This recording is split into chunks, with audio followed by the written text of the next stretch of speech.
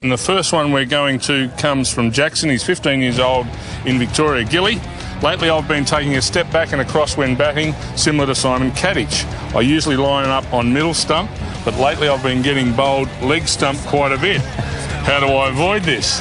Yeah, unsurprisingly. Could be a very simple answer. If you're lining up on middle stump and stepping across, there's probably an answer there. But my first point about this is you need to make sure you have a reason for moving about the crease. Obviously, Simon Kadich does. He feels comfortable. That's the way he likes to approach the ball. It's a big movement, but he gets himself reset with a steady head once he's made that initial step. So workout, I didn't like to move. I was in my stance and I just didn't move from there. Matty Hayden often said to me, if I was still in my stance, he felt that I was a good chance of getting some runs, which I wish he told me that earlier rather than post-retirement. But let's take an example here. If that's centre stump there, we've got a blue line mark there.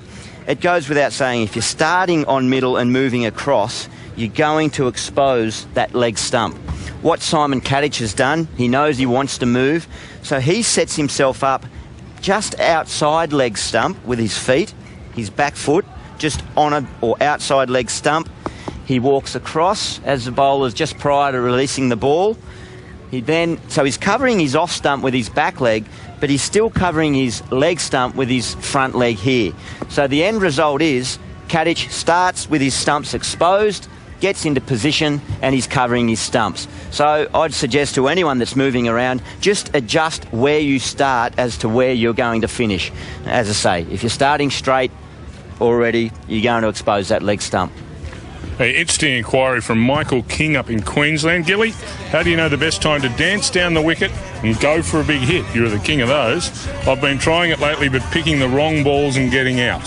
Again, I'm going to refer to Matthew Hayden here. Matthew, particularly facing spinners, used to talk about being in his stance as soon as the ball's released from a spin bowler, if it was what he thought was going to be a full delivery, slight bit of flight about it, he would say to himself, and you could hear him in the nets and in games say, full.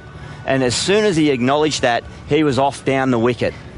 And of course, on the reverse of that, if it would look like it was going to be shorter or darted in, he didn't say short or anything like that. He just didn't say anything, but he just did his natural movement. But it was an acknowledgement in his mind, full, and down he went.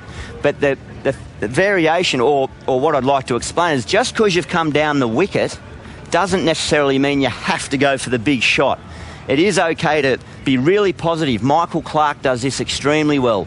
Big strides down the wicket, and if it's not there, you're still allowed to defend or, well, I was going to say pull out of the shot, but you've got to be quick back into your crease if you're going to do that.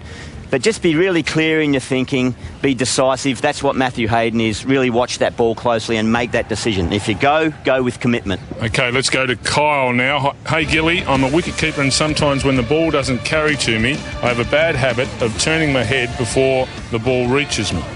This sometimes causes me to miss the ball and give away buys. Can you please give me some tips to avoid this? The old peepers, they're pretty important, aren't they? Oh, yeah. We've all got that natural tendency when a ball's bouncing around in front of us to want to shy away. My first suggestion would be make sure that you are standing the correct depth back to the fast and medium pace bowlers. And generally that means taking the ball as it comes through to you around about hip heights, pretty much the height you want to have it. Of course, there'll be variations, but generally, if you're consistently around that height, taking it, that's fine.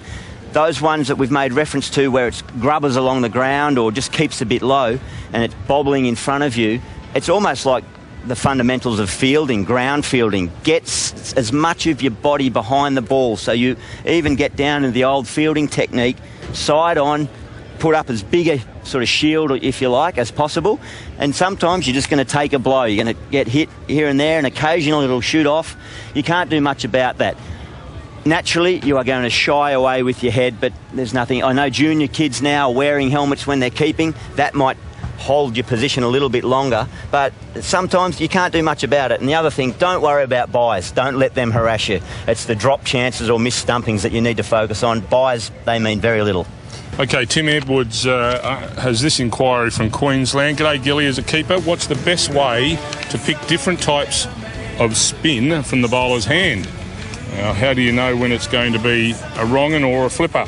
Did Warnie ever signal to you in some way that he was going to bowl these balls?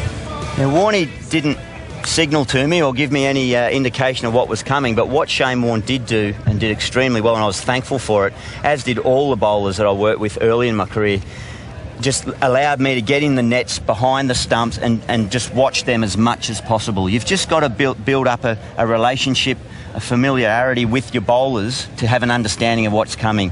So the more you can wicket keep, particularly to your spin bowlers, and just learn the variations. First of all, ask them what do they bowl, so that you don't get in the game and find out that they bowl a 110 km/h flipper that you didn't even know existed. So what are your variations? Then keep at training as much as you can to those bowlers. Don't just think that it's only on Saturday afternoon or Saturday morning for the juniors that you're going to have enough keeping to those bowlers.